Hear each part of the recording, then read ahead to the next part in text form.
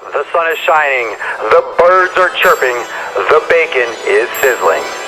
Welcome to the Daily Swole.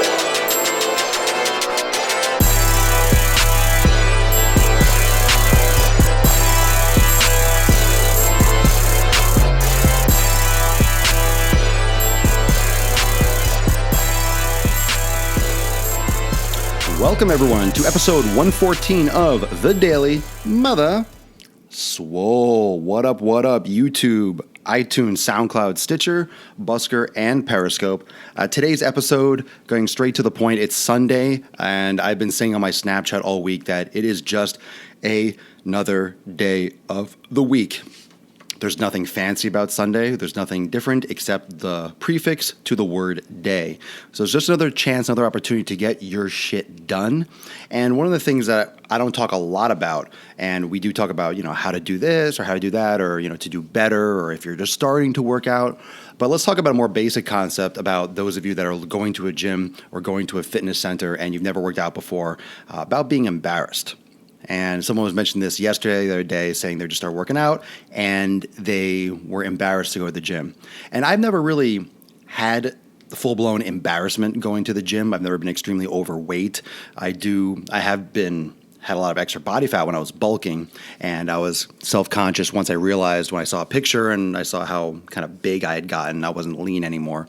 But I've never been excessively overweight, but I do know what it's like to go into the gym and not really know what I was doing or not know what all the machines were, because when I first started working out when I was younger, I went through that same learning period as all of you, or everyone's gone through that period where you didn't know. Whatever you started doing, playing piano, playing guitar, painting, you didn't know, and then you learn, and then you know. So being embarrassed going to the gym, bottom line, and this is not coming off as, this is not designed, or I'm not saying this in order to be rude or crude, but no one cares about you. And what that means is not that they don't care about you as a person, they hate you, but people are worried about themselves.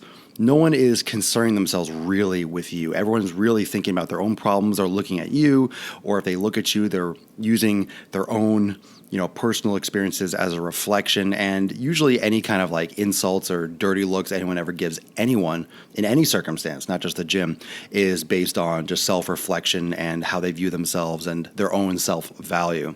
So understand that going into the gym, that people are really self-absorbed, and it's kind of like public speaking. A lot of times it's like, oh, don't worry, don't be nervous up there. Everyone wants you to do well. When you're in the crowd and you're listening to someone talk and someone's messing up, you feel for them. You want them to do well. You don't want that discomfort, because you know what they must be going through. And you're like, come on, you could do it. You could do it. Don't worry. Just, breathe and go through it. So people are usually on your side. It's usually not the other way around. People aren't usually rude or heckling unless there's a large group and they can kind of sink into the shadows, because people are very uncomfortable being put out there themselves and exposing themselves to be one of the few people that's being rude. Like that's why the mob mentality. So you're really safe. The gym is a safe place to be. Plus, you're in a gym, you're in a spot. What's up, Seth? You're in a spot where you're getting stuff done.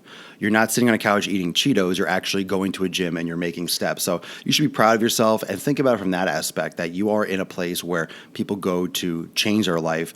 You are actually making a difference. You are taking action. So that's a positive 1,000 times out of 1,000. There's nothing wrong with that. What's going on, Fit Dad?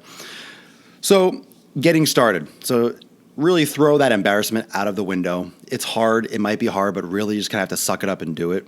That whole suck it up buttercup, you really just have to do it. Because what are you going to do? Just all of a sudden one day wake up and not be embarrassed anymore? No, that feeling probably won't go away, but it won't go away unless you start changing your life. There's some people at the gym knowing they can help but don't like to do it. That's possible. If I'm in a gym and I see someone doing something, I'm focused on my own workout. So it's not my job to help everyone in the gym all the time. Otherwise, I would never get my own workout in. There are situations, if there was one, when someone is really doing something bad or dangerous and you could tell they don't know. Some people just do things with bad form because they think it's best, and sometimes just leave people be, honestly. You don't want to start confrontation. Some people take, offense to those things. What up, Palize? That's my boy. So learn along the way. Some people are more open to help in the gym. Some people are more open to getting that kind of assistance from someone else. Yeah, and not to mention in the gym, it's like when people go out to eat. People You can. Just understand, I mean, if you've ever given someone advice, if you ever given someone advice, the gym is a sense of people, not a lot of people like advice. It sounds nice, and I understand where you're coming from. It sounds nice to be like, oh yeah, just give them advice. Most of the time, you give someone advice, they either don't do it. I sometimes can give people advice because they see me and like, wow, you're big and you're shredded. It's like, yeah, I will take your advice. So a lot of times, honestly, when I give advice, people are like, oh, okay, cool, that's good. But people always also have an ego. And, not only are they feeling like, oh, this guy doesn't think I know what I'm doing. Sometimes people feel like, wow, everyone's watching this guy give me advice. I'm going to listen to him. Then I'm going to show people that I don't know what I'm doing. I'm very open to advice. And sometimes I have people come up to me and try to give me advice in the gym. And I just listen, and I nod my head. I'm like, okay.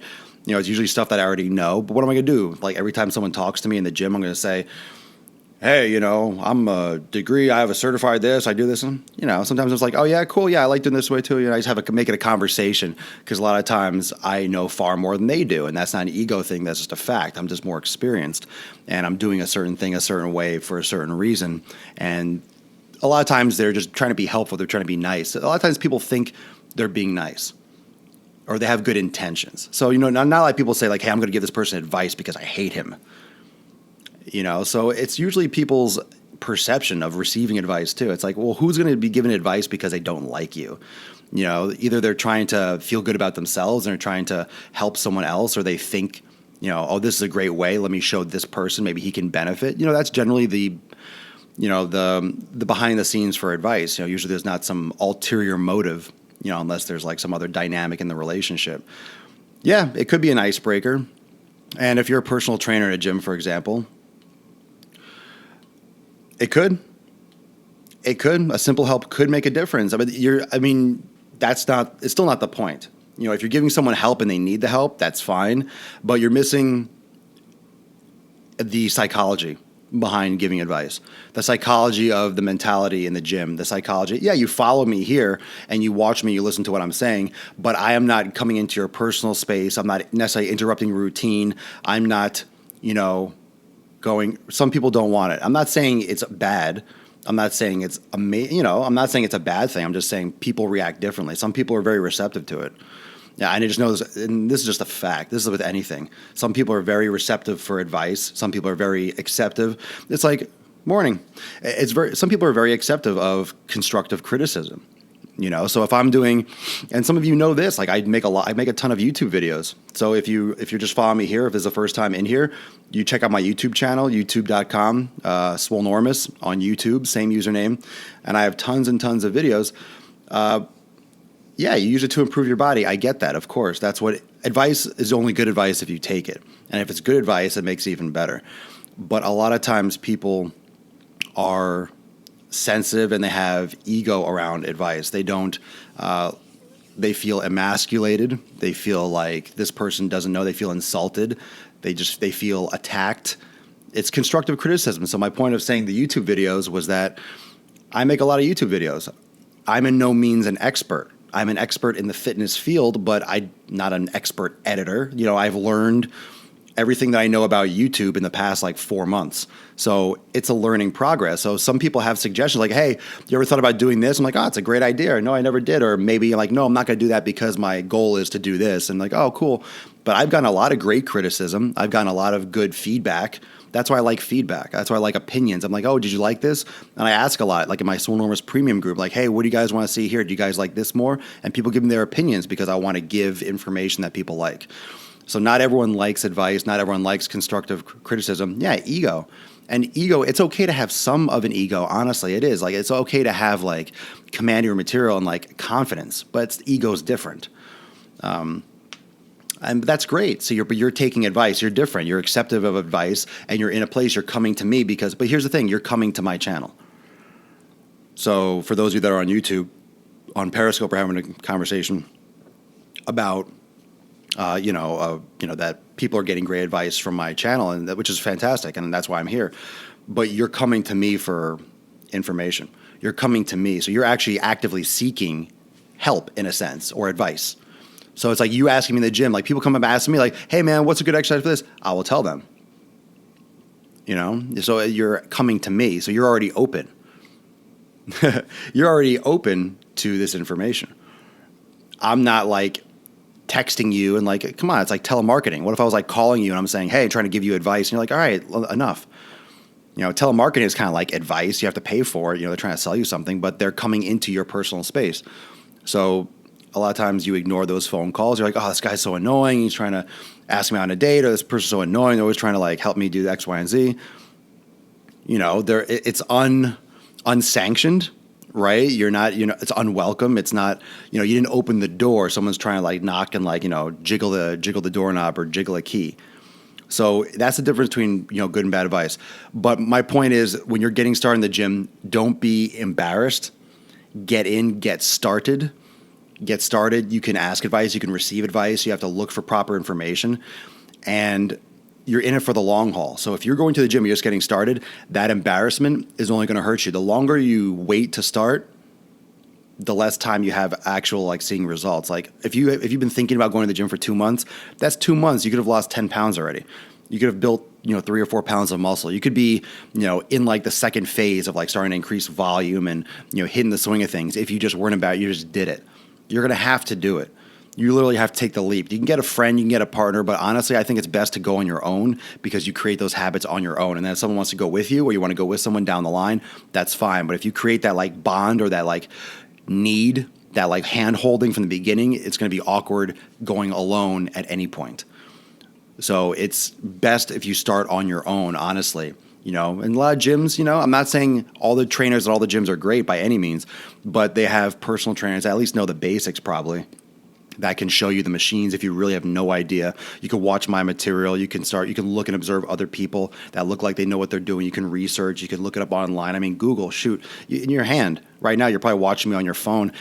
You have access to all the information to how to do every exercise and every machine.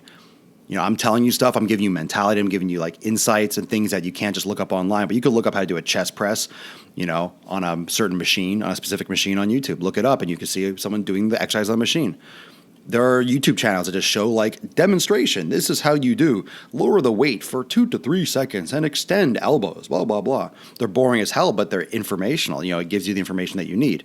I'm giving you other means of motivation and strategizing, program design, nutrition, how to improve, different concepts, there's so many different concepts of fitness, so many different avenues. But the point is, get started. Don't be embarrassed. No one cares about you. They're caring about themselves. This gives you the opportunity to just break through and just get started. Getting embarrassed, that's a feeling. The only thing you can control in your life are your feelings. And if you hold on to that, it's just going to hold you back and keep you from getting started. And it's just going to keep you on the backside just longer. It's going to just keep you, just further away from your goals. And if you really want this, then just get off your butt and go do it, and you'll be fine. You're not going to get hurt. You're not going to, anyone can get hurt. You can stub your toe, walk into the bathroom, but you need to start. The longer you wait to start, the worse it's going to get, I promise you. So don't worry about being embarrassed. Everyone starts somewhere, and you just happen to be starting now. Thank you for joining me for episode 114 of The Daily Mother Swole. I'll stay for a minute or two after, but remember, you can always catch this on YouTube, the video, and you can also catch the podcast on SoundCloud, iTunes, and Stitcher. Check me out on Snapchat, YouTube channel, Swolenormous. Like, subscribe, check out the videos, comedy, fitness, and mad gains. Got over 400 videos. It's sick, and more going up every day, several every day. So like, subscribe to the videos, share the stuff.